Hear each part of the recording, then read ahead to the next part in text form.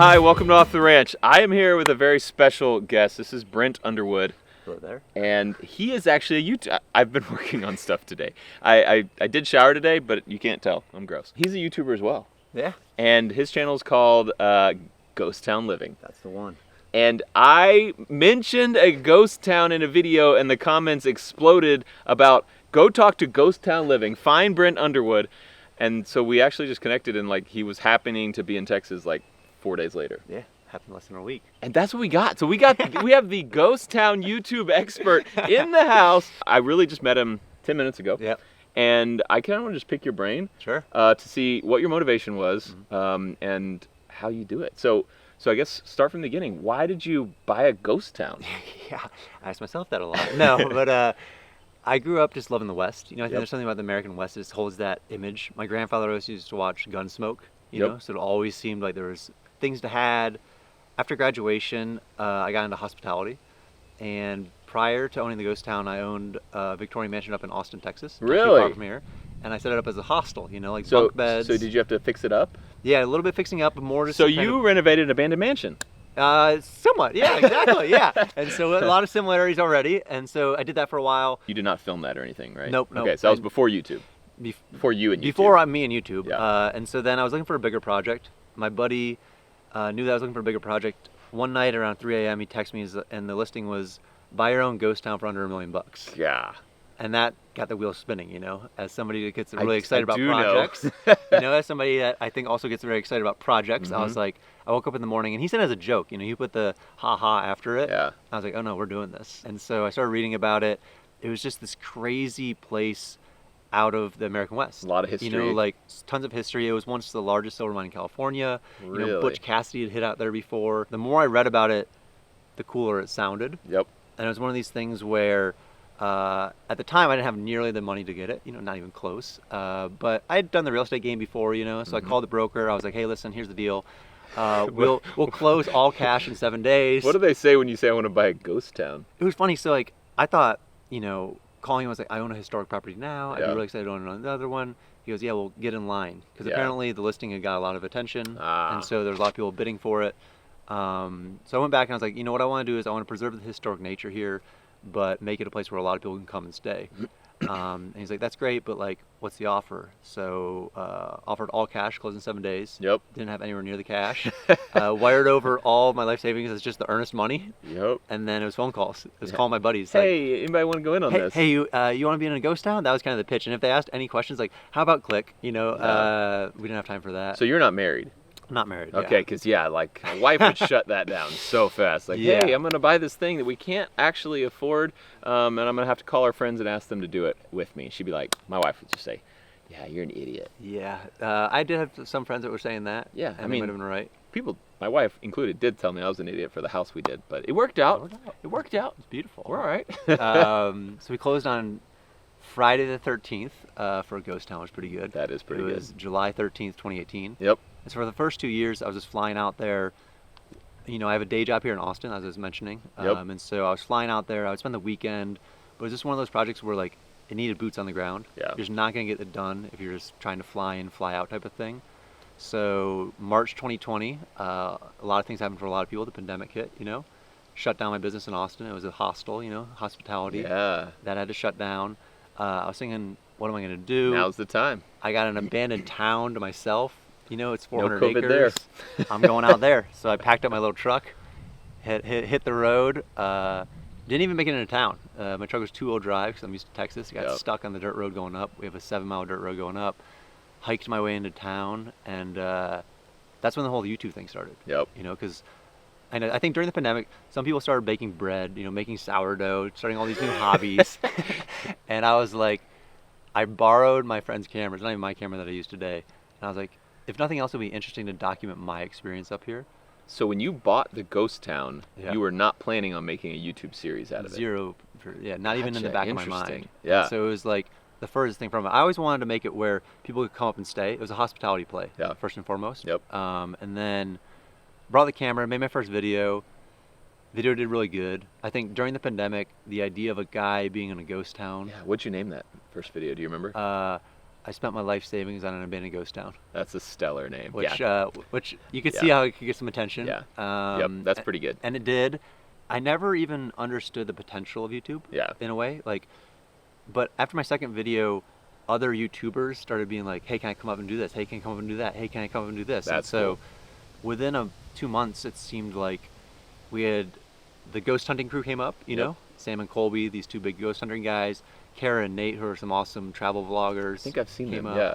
And then Heavy D Sparks, Yep. I got to shout him out. He came up and helped do a lot of the heavy lifting. That's cool. And so then finally, Pun intended. Yeah, I started to, I don't know, get into this world a little bit more. Heck yeah. If I were a YouTuber who was possibly going to buy a ghost town, any words of advice? Did you mess up on anything? Did you not realize anything? What are the pitfalls of owning an abandoned ghost town? Yes, there are many, but I think for me, probably the primary ones are like, we just talked about water. Yeah. You know, for me in California, in the high desert, There's nothing. there is no water. Yeah. And so I lived in Florida, I lived in Texas, so like water, you kind of understand its importance, but you don't fully understand its importance until you don't have it and you can't drill for it.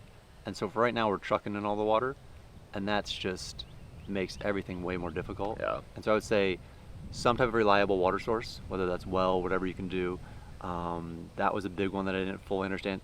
Just like infrastructure stuff. Right. So you have electricity out there? We have electricity, luckily. Okay. So that was good. That was easy. And that just comes from a neighboring town? It's not like you have solar or anything, right? No, it comes from the bottom of the hill. It runs 8 miles up the hill to us. And that was already in place? That was in place because the mine, back in the day, was the largest silver mine. So in 1916, they brought power up to the mine to power all the equipment and stuff like that. Huh. I would say the other thing that I kind of ran into, and you're not going to run into it as much in Texas, is just permits, legislation. It's something that California is pretty intense on, and Texas is obviously a little bit more loose. And so I would have spent a bit more time, when you're thinking about them, think about the county, think about how their building regs are, because I don't know, we haven't even talked about what you want to do with it, but I don't even know what I want to do with it. I imagine you'll want to put up some type of structures Yes. and change around some things, and so that's going to play a big part in it. Yeah. And we've been sitting on our hands for a little bit, just waiting on some permits, which kind of is a bummer. Most important to me, and what I get most excited about, is having a little bit of history there, Yeah. Having some type of past that you can nod to. Yep. I think gets people excited. For sure. It gets me excited. The more I read about the town, the more I felt like I was part of it. Yeah. And the more I didn't want to leave. When I first moved up there, I thought I was going to be there for a week, 2 weeks maybe. I was going back to Austin. It's been over 2 years. I've been living up there full time now. If you see a building, it's one thing, right? You're like, oh, that's a cool old building. Yep. But then if you read a book and you learn who the person that built that was, what their intentions were, what their hopes were, then that building means so much more to you. And if you expand that out to 400 acres, then suddenly everything means so much more to you. And so I think if you're looking for a place, maybe a little bit of history, infrastructure, water, and then, if you want to have fun, mines are always fun, right? If there's a couple mines on the property, scary. You get used to it. I remember the first time I went up there, I walked like 10 feet into a mine, turn around, run out. You're like, nope. And these days I'm dangling at 400 feet down on a rope, gosh. Rappelling down. And so I have a close place in my heart for mines these days. So I have a question for you that I think all the audience will want to know. Have you appointed a mayor of Cerro Gordo, your ghost town? Yeah, so this was a big debate, right? So originally I had a partner in the town. I don't any longer. Yep. But there's only one way to solve it, and that was a duel, and at high noon. And I'm here, he's not. Yep, so there you go. That answers the question. So you're the mayor, the sheriff, the jailer, the butcher, the outhouse superintendent. There you go. The everything from the top to the bottom. Unfortunately. That's pretty cool. That's awesome. Yeah. Well, I am unofficially looking for a ghost town. My wife doesn't know about that, so I haven't really run it past her yet, and I don't actually have a good reason to have a ghost town either. So it's gonna be hard to explain it to her, but. Yeah, I don't know. I just, the allure is there. Like, I'm just excited because it's interesting and it's weird and it's different. And we went big on the abandoned mansion project. We bought that old abandoned house that had a lot of weird history and a lot of questions, like why did it get left like this? And it was super fun, and it turned out to be a really cool project for us, and the audience liked it too. And so I'm just thinking, what's next? The house is done. What do we roll into now? Some of the things that people get most excited about, I hope, from my channel is that as you discover all those things about the property and you share them, then they get excited about it. Yeah, You know? they get attached to exactly. it. You're teaching history. You're teaching all these different. For me, I went up to Cerro Gordo not knowing how to do a ton. Yeah. To be fully transparent, they've seen the evolution of the guy that went 10 feet into the mine to the guy that now dangles 300 feet off of the rope in the mine, and so those skills you develop along the way too is pretty interesting. So are you out there swinging a hammer and all that kind of stuff? Swinging the hammer, doing what I can when I can. For the real heavy lifting, I've gotten some help. Like I said, again, Dave's come out there and we had to pour 81 yards of concrete for a project. Yeah. And up an 8-mile, very steep dirt hill. Jeez. So we came up and Dave made it happen, Heck yeah.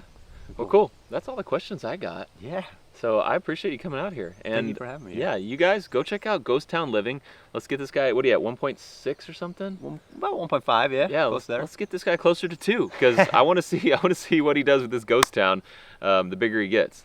So, I want to see what you do. I'm excited to see kind of where your mind takes it. If we find a ghost town, I'll get you out here. Yeah, I'd love for sure. to. I'll come down. I need the pro. Any day, anytime. Walk it with you, and I'm excited to see it. Heck yeah! All right, go check out Brent. Thanks, man. Cool. Thank you.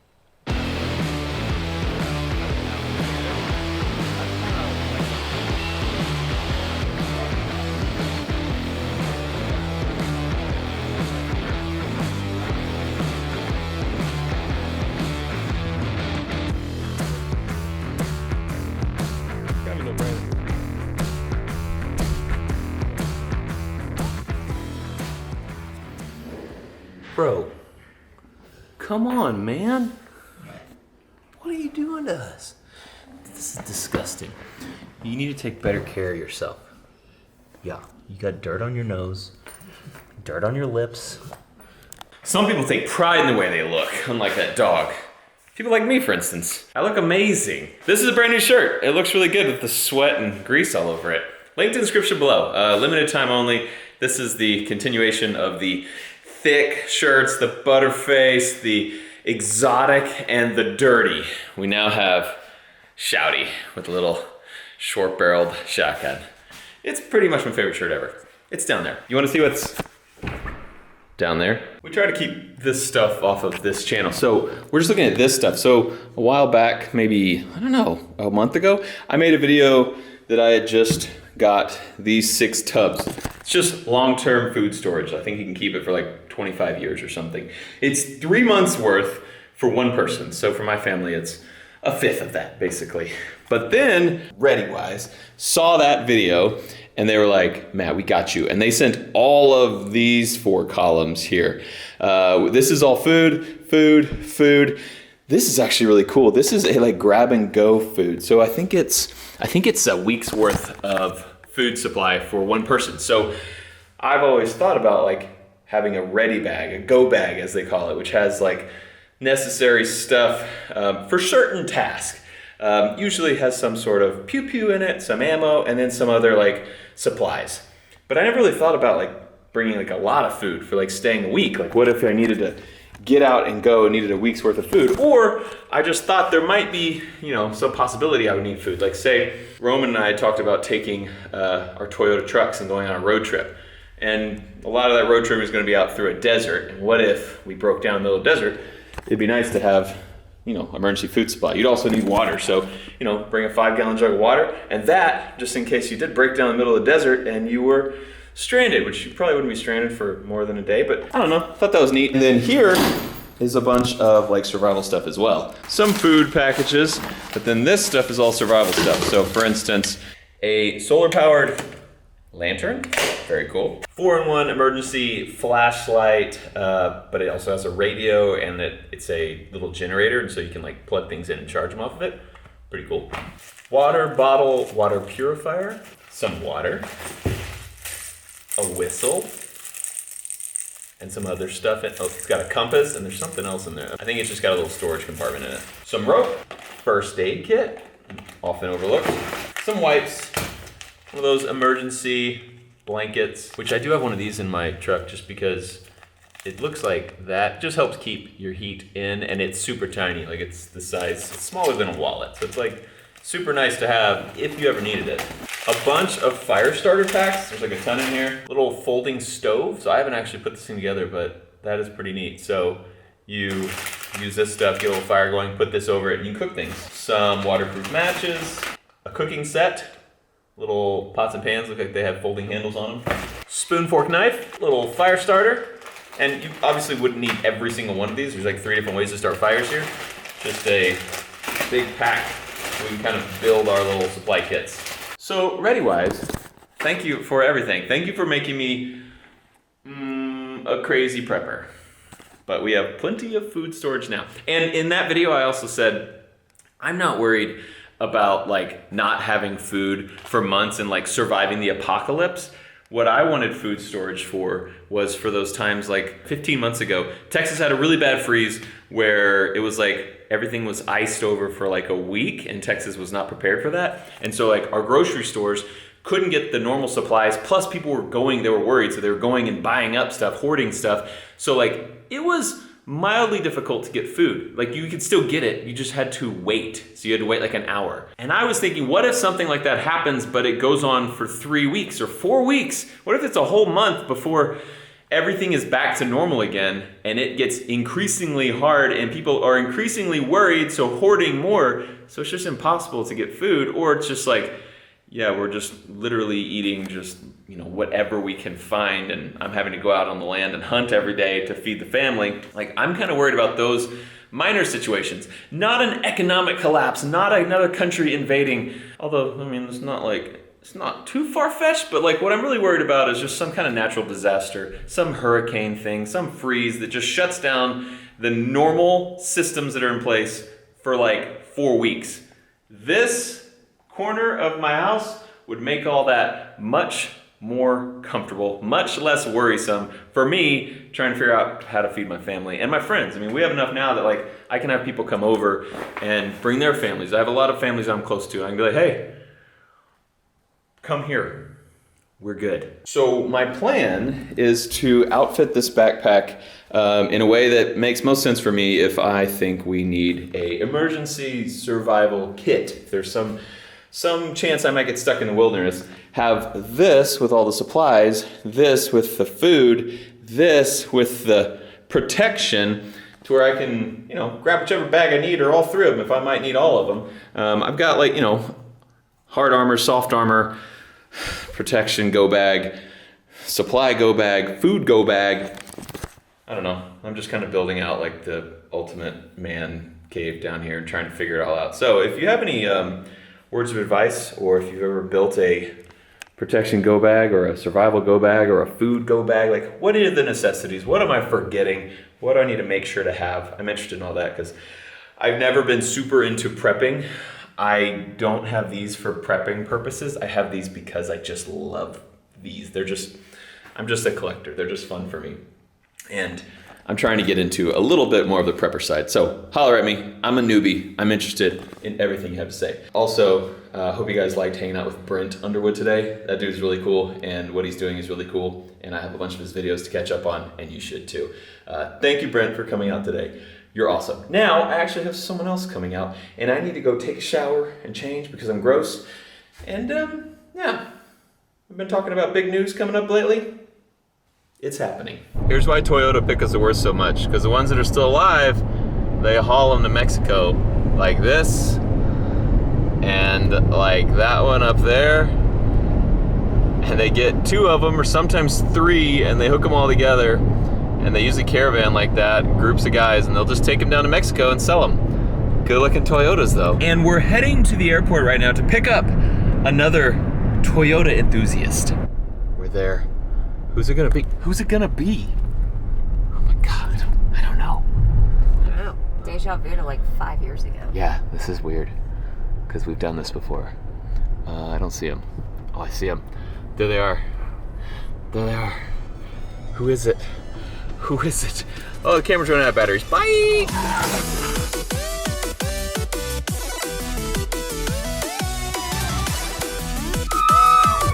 Whoa!